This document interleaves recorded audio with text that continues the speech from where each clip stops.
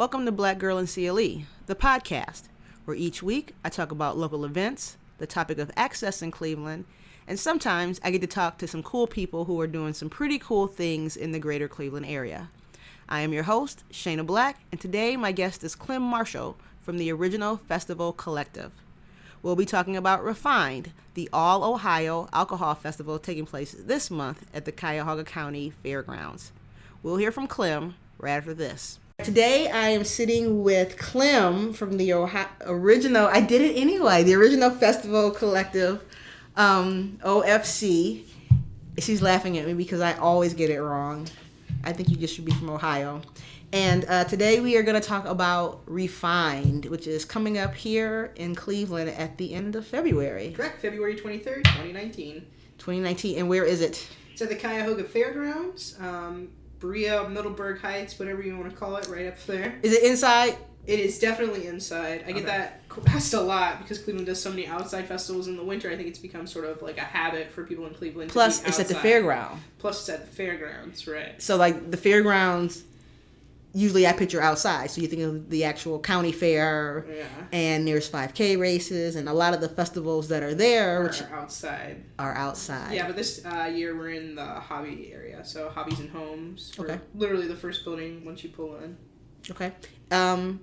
We'll circle back to that question. So, just to get started, and this is usually the first question of a Black Girl in CLE podcast. You're not from Cleveland, right? No, You're from Detroit. So what's your Cleveland connection? You're here now. How'd you get here? I'm here now. Literally, I sort of like to think of it as me being a nomad. I lived in Detroit, and then I moved to Columbus. Columbus got a little bit boring for me. It's become sort of a repetitive city that's looking for the next dead thing. I had the opportunity to move to Cleveland, and I jumped on it. I was like, Cleveland's going to be different. It's going to be fresh new experiences. When I got to Cleveland, though, I didn't expect the city that I actually found. Cleveland was actually amazing, from the free art museums to, just the food culture here. There's a whole part of Cleveland that I think doesn't get talked about enough, and so I guess I get to showcase a little bit of that from time to time. Okay. Do you reside east side or west side? East side. I was a west sider based in Lakewood, Ohio for the business, but now I've moved to the east side. What made the move? Literally just the change of scenery. I'm kind of moving with Cleveland in a way that I think is appropriate. Lakewood's changing, okay. I guess is the easy way to say that. So East Cleveland, I really enjoy like the Shaker area. I like walking around that, and so I was like, East Cleveland's where I'm going to move to. East side. East side, yeah. Not East Cleveland, East side. Right, so I know we talked about just cities in Cleveland and suburbs and just the makeup of Cleveland before the show, and what people don't realize is East Cleveland in Cleveland is also different than the east side of Cleveland. And it's for a lot of people, it's a major difference. And in that hometown proud side, different high schools, different whatever, you can offend people very easily. Like if you claim the wrong suburb or whatever. That's sort of how Detroit works. For a long time, people, when they went out, they would just go, "Oh, I'm from Detroit," when they were really from like Taylor or things like that. And then once Detroit sort of got a bad rap, then people would be like, "Oh, I'm from Taylor, Michigan," and people would say, "Where's that?" And they'd be like, "Oh, and they would mumble Detroit. Oh, wow. And so Cleveland has that effect, but it's in reverse. Where everybody's so prideful where they are. They don't mind saying, "Oh, I live in Lakewood. That's right across the bridge from Cleveland." Right. Or I live in Bay Village, but I go to Cleveland all the time to go see the Browns. Things like that. Cleveland has such a hometowny feel, even though there are all these little suburbs. Yeah, that's good. And one of the things, like when I went to college, if I would say I'm from a Shaker Heights or a Beechwood, college is everybody from everywhere. Yeah. So you ended up having to say Cleveland. Yeah. I'm from Shaker Heights. Oh, where's that? Cleveland. Oh, okay, and they got it. Yeah. And then it becomes the line, which I'm sure Detroit goes through the same thing of where's the line that you can't say you're from Detroit anymore. Like how far out is too far out. So, in Cleveland we call it the first ring suburb. So like your Lakewoods, your Shaker, your Cleveland Heights. Basically, if you have a border that touches the city of Cleveland, you're a first ring suburb. Yeah. But, there'd be people like, oh, I live out in Chagrin Falls, or I'm from Hudson. Where's that? Cleveland? No, you're not even in the same county, Hudson. Yeah. Like those kind of things of, just say you're northeast. Yeah. So it's always interesting to find out where people draw that line. So I know a lot of Cleveland residents, if you don't live in the city of Cleveland with the blue and white street signs, do not say you are from Cleveland. you are from Detroit, you are from Orange, you are from Warrensville, you are from Lakewood, but don't you dare say you're from Cleveland. Yeah. So that's always a unique perspective of Cleveland. So tell me, how did you start the original festival collective? I went to Rochester, New York after going to Niagara Falls and going to Toronto. It's kind of like they're all within 2 hours of each other triangle that I did on a trip. And I got to Rochester, New York, and I had nothing to do. Like, we went to the museum for the guy that created Kodak. Can't think of his name off the top of my head. And that was what we did. There's also the Play Museum there, but the Play Museum was so outpriced. I was like, there's no way we're going to do this. We go to a restaurant, we sit down. I go, hey, what's there to do? And these young guys turn and look at me and they go, oh, there's a Buffalo Wild Wings that just opened down the street. Nice. That was the excitement for Rochester, New York for winter, because they don't do anything. Not that weekend, just winter in general, they just stop. The city sort of just goes about its business and they don't do a lot. It gets real cold and snowy, like Buffalo. Yeah, pretty much. And so I was like, why? Why are there no festivals? I was like, there's a thing in Cleveland called Bright Winter, actually, and it happens, rain, sign, sleet, snow, sunny day, cold day. And they were like, oh, well, there's the Buffalo Wild Wings that just opened down the street. And I thought to myself... It's fun there. Yeah. And I thought to myself, I was like, okay, I have a skill set. I have a background in food service. I have about 14 years in food service, not to mention events and running that were combined with that. And I realized that I could indeed open up my own company that did have festivals in those times. So then I looked at life and I said, all right, the time that we need to have festivals is during winter, because no one's leaving their house. And there's no point. I've lived in the Midwest my whole life, and this whole time I've not been leaving my house in winter. That makes no sense. So let's give people something to do in winter. Nice. So all your festivals are normally winter, cold weather months? Correct. I think we're going to have one that might bleed a little bit into spring that we're working on, and then after that, that'll be the last one before summer, eats everyone alive with things. With everybody's festival. Everyone's going to have festivals. I like that idea. Yeah. So how many festivals have you put on, or is Refined your first? Refined was the first one that I did for myself. And so that was a big success, and then I knew that I needed to sort of plan other festivals and then build them out. So last year we spent a lot of time building festivals and knowing exactly what we needed, and then we're at this point where we can just say, we need a nonprofit partner. This is the location we want to be at, set the date, and make it happen. Okay. So how many years have you been doing Refined? So Refined is in its second year this year. Last year was its first year. It saw 625 people. It was so popular that people sort of stepped back and went, whoa, this is a thing. We didn't even realize how much people love Ohio alcohol. Let's really focus on it in the coming years. So I've seen, more people add on. We added a cider category this year, which I'm really excited about. So we have hard cider from Cidergeist and Five Penny. So the question I didn't ask is, what is Refined? So I've been to Refined. I know, I saw the event as it unfolded, and it was interesting to watch it unfold. So from arriving, it was a nice, calm event, people doing samples and, it was very trade showy. Yeah. And then by the time I left, it was like the spot to be in. Yeah. It was like a club, a great night out, and it was just kind of funny to watch how that turn happened. And I mean, I think people ultimately all had a great time. Yeah. But you just didn't know. I came not knowing what it was going to be, and it was. So tell everybody what Refined is and why you talk about Ohio alcohol. All right, so Refined is an alcohol festival that features only alcohol from Ohio. The year before I started Refined, the number one selling alcohol in Ohio was Crown Royal. Wow, yeah. I didn't know that. Hello, there are so many distilleries here and so many breweries and so many wineries. Last year, Ohio became number 3 in the nation for gallons produced for wine. We're not talking about it. We're not celebrating it enough. And so I looked at all the demographics and all of the numbers, and I was like, oh my goodness, we're not doing what we're supposed to be doing. We're not actually supporting local. We're just going to the liquor store and going, oh, Crown, I know what that is. I'll buy it. Right. We're not looking at the other brands surrounding us. So I was like, we're going to make this event. So I made it free for the alcohol vendors to participate. Just come, I'll set up the tables. You need to brand yourself, sit down, talk to people. Like, right. literally tell them why they should buy your alcohol. It's your showcase. It's your time. Looking at the transition, so, Crown Royal was 2017. 2018 was owned by Tito's Vodka. Nice.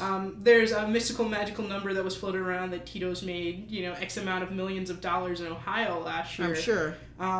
Hello, that's a problem. We have 13 different specifically vodka-oriented companies in Ohio.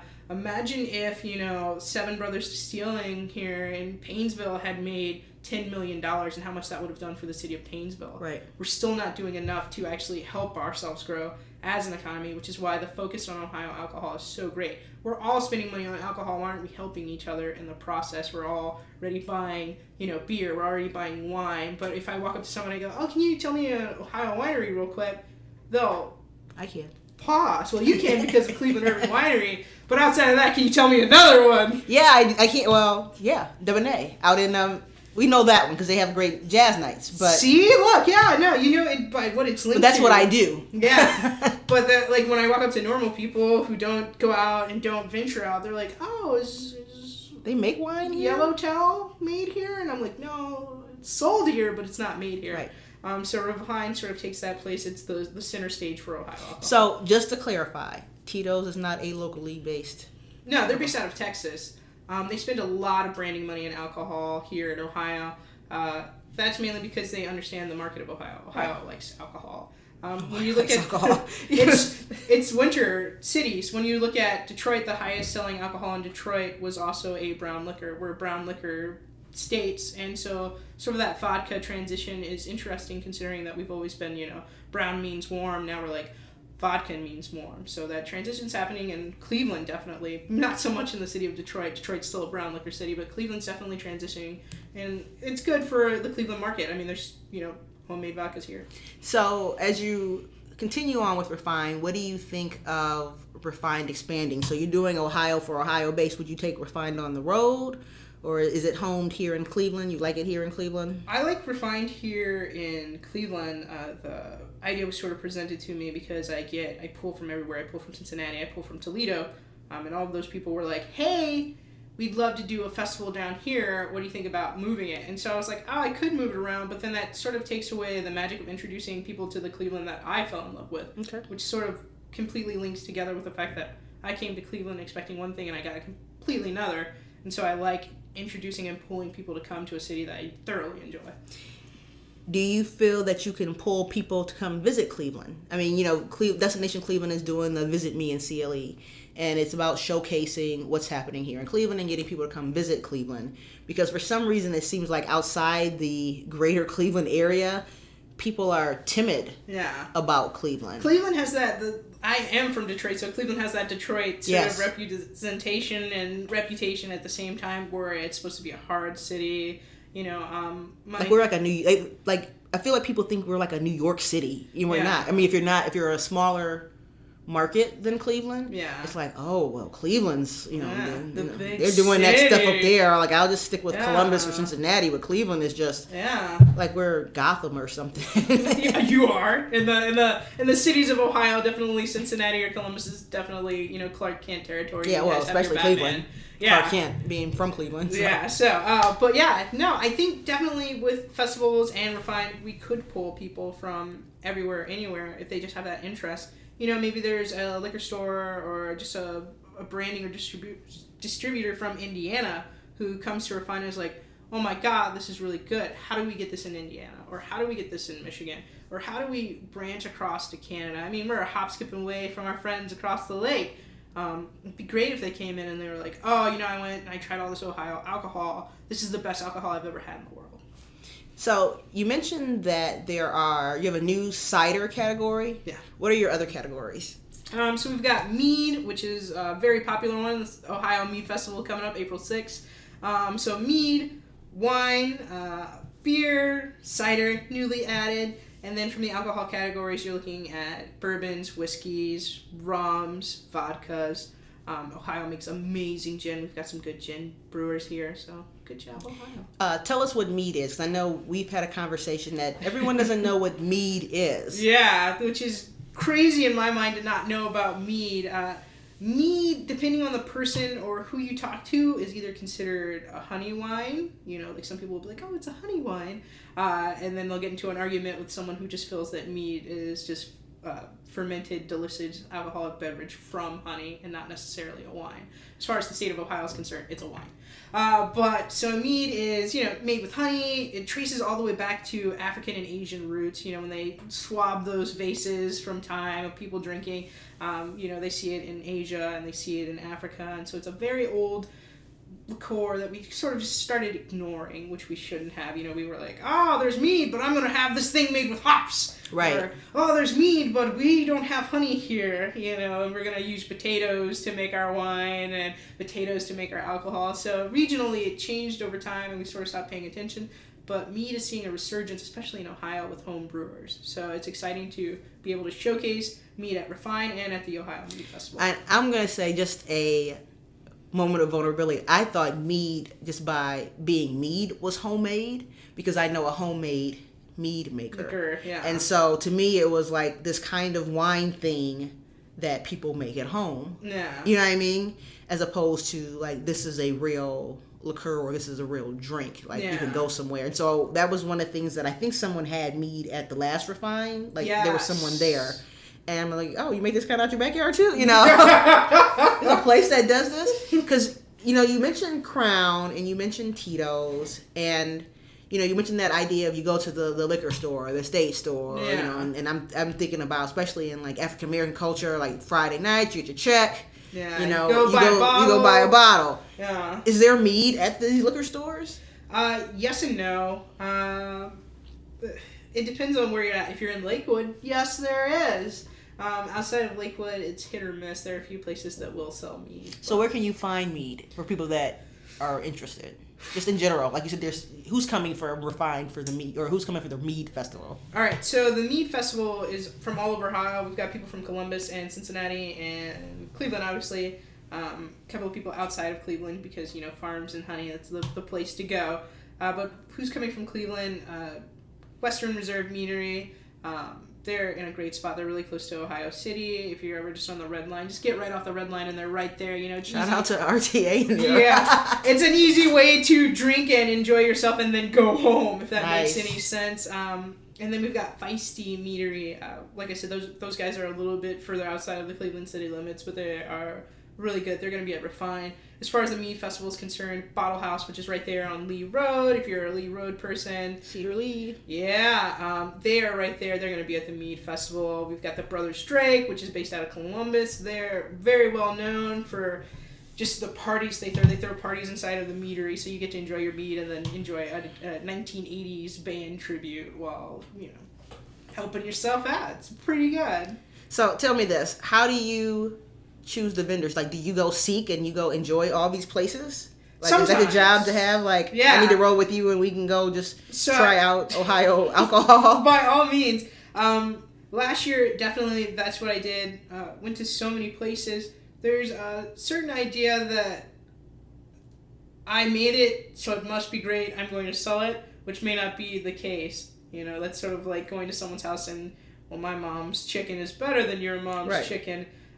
So when trying things, I always bring another person so it's not just me tasting it, because maybe my palate doesn't enjoy it, but other people love it, and that's why they're so busy.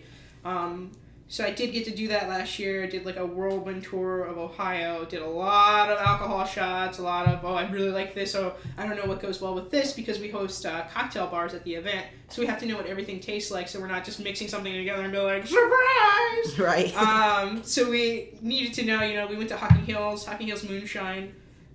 Those guys are awesome. They sort of have their own mixture of cocktails, and they're like, these are the cocktails we make, and they allow you to taste everything, and then they're like, what can you make? And so we got to have some of their Hocking Hills Moonshine. They're actually going to be in the same bar hour as you this year. Nice. Refined at the Pop Culture Bar. Perfect. There's nothing better than moonshine and Sailor Moon themed drinks. And Black Girl and Chili. Yes, we got moonshine. I feel we should be offended, maybe? What are you trying to say about us? Not at all. With the history of African Americans in Ohio and the history of moonshine in Ohio. Nice. Perfectly paired together, historically beautiful and wonderful. Can I just start saying, like, we got moonshine? Yes, you sure can. But yeah, so I got to try all these Ohio alcohols. This year for the Mead Festival, Definitely trying meads, and then we'll have sort of a certain way of saying, hey, this is good. Does this match with your palate? Do you know what you like?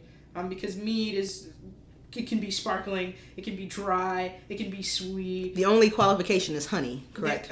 Yeah. In the most part, there are some other like minute things that people would argue with you about, like, oh, it needs to be this and it needs to be that, but you need like honey. Honey's your primary factor. So from first year to second year, talking about vendors, is it open to apply? So if I was a Ohio vendor who maybe had not heard of the festival or you hadn't met me yet, do I just apply and you say you're in? Do you get to come out and scout me? How does that work? By all means, we want you to apply. Like, hit us up at info@ofcollective.com, and then we go from there. We don't always taste everything. It's almost impossible for me to taste everything. I would have to be quite the drinker to taste everything in Ohio. So we do miss some people along the way, and we do love when they reach out to us, and we try and incorporate them when we can. Very cool. So you mentioned last year for vendors was free. Is this year free for vendors, or you have a little fee to help vendors get in? All right, so alcohol vendors are always free. Like I said, that's their showcase. I'm not going to sit there and be like, surprise, give me your money. But as far as actual like vendors, like if you're selling mixers, we love having people who make things in Ohio that make alcohol mixers. There's a fee for that, but we pay for the bottles we use. Okay. We never want to just take from you and be like, good Thanks luck. for the donation. Yeah, no, we will pay for whatever we use. That way no one feels shorted or cheated. And then for food vendors, what we do is we charge 10%, and that 10% goes to Tales from the City, which is what this event helps support. Right. And so it was a perfect segue, because I was going to say, talk about the nonprofit piece in Tales for the City. That's your second year in a row nonprofit. Yeah, no, amazing group of people. A long time ago, the story was that there was someone who was hoarding almost 100 cats. I think it was roughly like 90 cats in a house. The police came in, and they're like, surprise, we saved everyone! And they go, what do we do with all these cats? So some lovely people stepped in. They took over the house, and they got the cats what they needed, took care of them. And then they sort of started taking care of animals in general, mainly cats. That's their thing. Felines with feline HIV. We sort of hear HIV and we go, oh no! And that's just, how we've been raised or how we've been taught as people. But feline HIV doesn't transfer to humans, and it doesn't transfer to dogs. I didn't know there was such thing as feline HIV. Yeah, so they specialize in taking in cats with feline HIV, and they help find them homes. Really amazing. Last year they finally got to open like their own little place in, I believe it's North Olmsted. Okay. And so, before they had a super secret hidden location, and they would take the cats to the place to make sure the cats were okay. So people weren't just coming in and being like, I want all these cats, right? Yeah, and then leaving. And so now it's open Friday, Saturday, Sunday. You can go in. I think it's for 4 hours from 12 to 4, and you can adopt a kitten. They've been partnering with tons of other local nonprofits as well that don't have the opportunity to have such a large space as they do. So I believe this last weekend they did one for dogs. You can come in and adopt dogs. And yeah, so they're great people to partner with. I couldn't be more happy to have found a nonprofit that, genuinely understands how to have a good time while helping themselves. Very cool. So you mentioned the pop culture bars, and what other bars do you have? Last year we were at the comic bar, I believe. It was pop culture, but we did comics. Yeah, but it was specifically you guys did comic book characters, and so we did African American themed cocktails. Well, because it was, we did Wakanda, the Black Panther. Wakanda Forever, yeah. This year, Pop Culture Bar is coming back. It's our most popular bar. We were super excited with that bar. The amount of drinks that flew from the Star Wars to the comic book hour was just insane. We had a Pokemon hour too, made cocktails with gin, Bulbasaur, things like that. So this year the Pop Culture Bar comes back. It's changed though this year. We want to change through what's in pop culture. Nintendo had a big year obviously with the Smash Brothers, so we brought back a Zelda themed hour. Sailor Moon's having her big resurgence because they remastered that. So we're pulling things that are happening in pop culture. Westworld. Mm-hmm. We didn't do Westworld last year, but we're going to do it this year. So whiskey-based cocktails, because that's sort of the theme of Westworld. Everybody's always chugging whiskey. Right. And then the classic bar returns, which is like your classic cocktails. Is this a martini? What style of martini is this? Is this a gimlet? What are we making? And then the cat bar returns. The cat bar, literally when you go to the cat bar, you get to talk to the people from Tales from the City. They help you sign up to be a volunteer. So if you didn't sign up last year, you sadly get to miss out on like so many of the cool things they did. But you can sign up this year and help them. They do Cinco de Mayo, which is like their biggest festival. That's in Lakewood. So yeah, all of the bars perfectly themed. We've got Rheingeist as a cider and beer sponsor this year. And they are sponsoring a few of the bar hours, which means the bars get a little bit more magical. So you'll be able to have cocktails made with Rheingeist or Cidergeist. So for the drink recipes, because I know what we were told to pick the drinks. Correct. And then we just had to pour the drinks. And we did have an amazing line. And I like to believe that we got the party started over at Refine last year. Zoe and I did that booth, and it was a good time. Did you come up with the recipes? Do the vendors say, here, use my drink, and here's a creative recipe? How does that happen? So 98% of the time, I come up with recipes. I offered people, Buckeye Vodka was a sponsor last year. I told them to bring their own cocktail mixes. So they brought their own cocktail mixes, and they were pouring cocktails from their table. They have the option to bring their own cocktails if they feel like, this is their brand identity and they want to protect that. Otherwise, it's just a matter of flavor. So let's talk about the bartenders. All right. Because you use volunteers and you reach out to local bloggers and influencers, right? Yeah. So the goal. That's how we met. Yeah. Bloggers, Instagrammers, vloggers. Such a great crowd of people. I think people mostly think of sort of like the blogging community as introverts and things like that. But introverts can be extroverts too at times, and that sort of helps with the event. Because then they're interacting with people, and then they gain followers from that, and they get to talk to people like, oh, did you know, in your case you could say, oh, did you know Black Girl and Clee is going to be at the Mead Festival? Are you going to the Mead Festival? Right. We'd love to see you there. We saw such a huge African-American turnout from the fact that you were there, because African-Americans were like, oh, if Shane is going, then this is a safe space for us to go. Right. Which is fine. We love it. And so with bloggers, we see sort of that trend. Maybe, it was that mom that was like, oh, I don't know if this is for me. I don't know if I want to go. And then she sees, another blogger go, hey, I really had a great time. I really enjoyed myself. Leave the kids at home. This is definitely for you. Let your hair down. Definitely leave the kids at home. Oh, please leave the kids at home. Let your hair down. And that's sort of what the blogging community does. The Instagrammers, though, they sort of add that flair of, inviting you into life. Like, maybe you missed Refine last year, but then you saw all the pictures that came out and you're like, I need to be there. Right. This is something that I can do and I want to do. So it's a good way to do that, and then it also still helps Ohio Alcohol, because then we're seeing the vendors more. They're getting tagged more, and then more people know. So the one question I think I have to ask, just because I know my audience is, if my friend doesn't come, should I still come, and would I have a good time flying solo? Yes. We have multi-tickets for people who are coming together, but then we also have solo tickets. The idea that you can't be by yourself or relax in an outside space is thrown to the wind. It's sort of like you said, Refined is designed to have that sort of chill lounge house feel, and then amp up to, a 90s, 80s dance party, which is what it definitely did last year.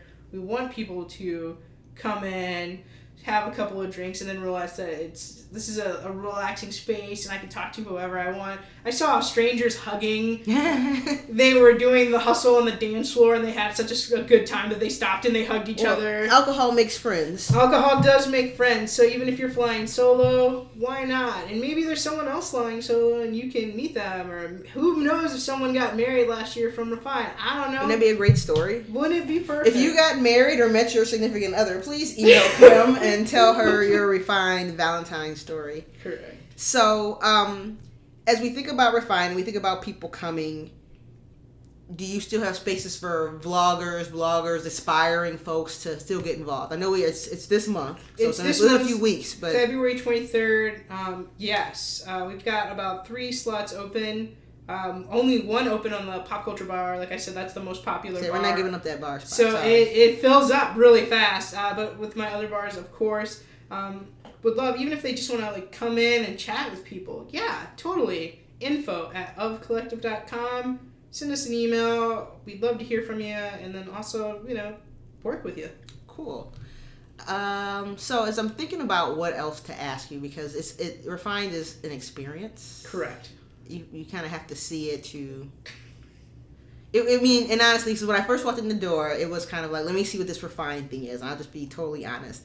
because I love you to death now, so I can say these things. I walked in like, we got to do this thing. We gave tickets away. Let's just go pour some drinks. Like, we're bartending. That sounds fun. Pop culture, Wakanda, Black Panther, okay. And not knowing you. So I didn't know you were African American. Just somebody named Clem gave us some stuff, and we said yes.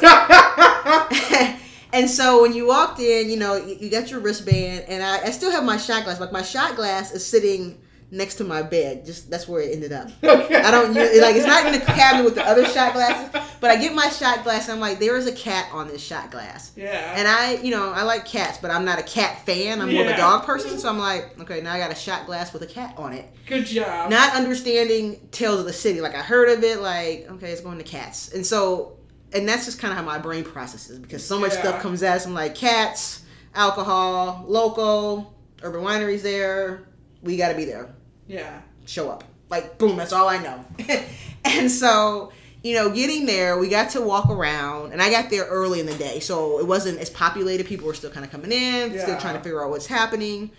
And it was a nice location. He had like food trucks in the back. Correct. And it just was like, okay, it felt like any, like I said, kind of the other fairs and festivals, like, you know, the Home and Garden. Oh, I want to learn about windows. I want to learn about paint. Oh, what do you do?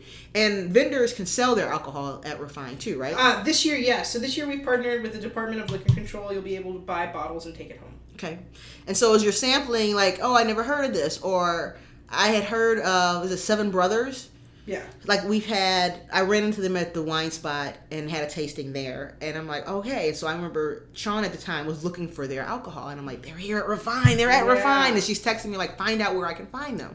So that was really cool. But I said, as the night went on, still just trying to, I think people were, like, all timid. I feel like everybody in the beginning was timid. Like, what is this thing I'm at? Yeah. Do I talk to people? Do I just try samples? Like what am I supposed to do? Yeah, you know, kind of like I liken it to the scene brunch. When you get there early, you sample and you kind of meander around. But then as more people fill up, like, it evolves, and it was kind of cool to watch it evolve. Although the evolving happened while we were bartending. So, like, when I looked up when we finished our hour, it was not the same party that we started with. Yeah. So we were just pouring a drink, and people had already had a few drinks by the time they got to us. So they were like, we like this stuff. And it was just an amazing thing to watch. Are you anticipating that kind of unfolding? This year, yes. We've introduced, so Heart of Glass is coming back. They did like a whole little private bar, VIP section, red carpet. They are coming back, and so with them coming back, they are sponsoring again, and so we've added sort of like a game aspect. You'll be able to sit down, play games with others, and sort of chit-chat. We want people to interact. That's the goal. That should be the goal of every festival, is for people to interact. Mm-hmm. Some festivals you go, you don't talk to anybody. You're just like, oh, there's a band on stage. I'm going to make this s'more, and then I'm going to go home, and I'm going to go sleep. But with Refine, we want people to interact, which is part of the goal of the original festival collective. So Heart of Glass is going to be there. They're going to have their whole section. We're going to introduce games for people to play, and sort of that aspect of enjoying yourself without realizing that you started enjoying yourself, if that makes any sense. When you're someplace and you're like, oh my goodness, I'm having fun and I'm smiling. When did I start smiling? That's always the goal. That's exactly what happened last year. So, before we go, I'm going to put you through a lightning round. Okay, go for it. So, quick answers, quick questions, and let's just see how it goes. All right. So, books or movies? Movies. Last movie you've seen? Aquaman. You are an East Sider. Favorite place to go on the West Side? Favorite place to go on the West Side is Nature's Oasis. Where's that? That's in Lakewood. Why? Smoothies, breakfast joint. I get to walk around and see what's local in the store. Favorite place to go anywhere in Cleveland? Favorite place to go anywhere in Cleveland is actually Shaker Square. Why? I like people watching there. Okay. What's a place you want to go to on your Cleveland list? Your Cleveland bucket list? My Cleveland bucket list is Whiskey Island. Is that what it's called? Yeah. Never been. Want to know. Okay. Bus, car, Lyft, Uber. Bus all the way. RTA. Why? The RTA goes everywhere. I can have the app on my phone, and I don't have to worry about carrying around cash. Who's doing that? Okay. That was it. See? Right. So, before we wrap up, when is Refined? February 23rd, 2019. There is a lot going on that weekend. It is one of the busiest weekends in Cleveland. It just so happened we're on it as well. If you are not going to Bright Winter, or maybe you start at Bright Winter, you can end with Refine. Refine goes until 9 o'clock. Okay. What time does it start? 4 o'clock, 3:30 if you're VIP. Cool. Where can we get tickets? You can get tickets online at ofcollective.com or refinedclee.com. Cool beans. And the location, once again? Cuyahoga Fairgrounds. And it is inside. Inside. So you will be warm. Every day. You get paid for parking? Nope, freebies. Awesome. All right. Thank you so much for joining us this week. This is Clem from the original Festival Collective. I got it right this time. Correct. And we will see you at Refined. And if you meet Clem at Refined, tell her you heard the podcast and how much you love her event. And we'll see you guys at the Pop Culture Bar. Till next time, take care.